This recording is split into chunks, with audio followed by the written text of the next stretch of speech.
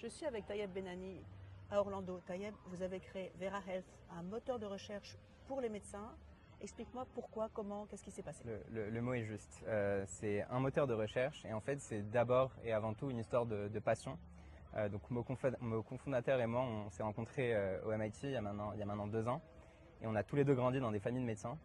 Et de mon côté j'ai encore l'image traumatisante de mon père qui rentre le soir avec 3 tomes énormes de Retina qui est un textbook pour les rétinologues.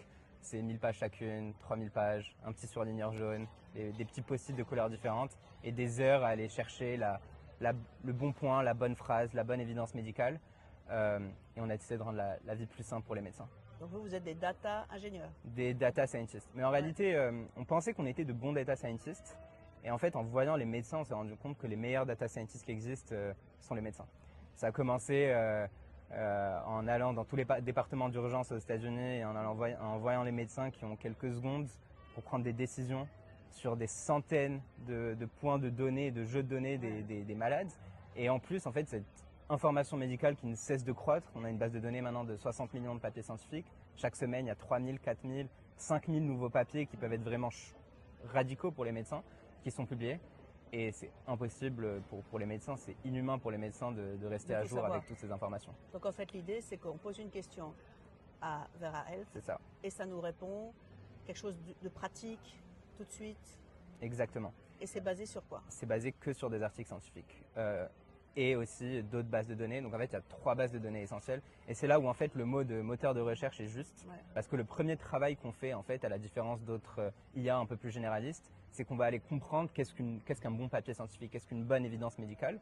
Et donc en fait, on a 4 bases de données principales. La première étant tous les articles publiés sur PubMed, Cochrane et toutes les bases de données disponibles en ligne qu'on va storer nous-mêmes.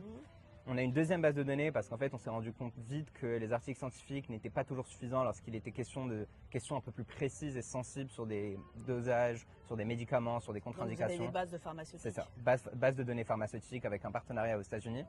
On a une troisième base de données qui en fait rejoint en fait une des limitations qu'on avait de chaque hôpital qui en fait a ses propres ressources opérationnelles internes et donc a ses propres guidelines et ses propres policiers internes qui veulent avoir en fait dans ce moteur de recherche là. Et donc on développe des partenariats avec les sociétés savantes, avec les hôpitaux pour aussi recréer cette intelligence là pour les données et la data que les hôpitaux ont en interne. D'accord. Et toutes les communautés scientifiques qui rentrent dedans aussi. C'est ça, exactement.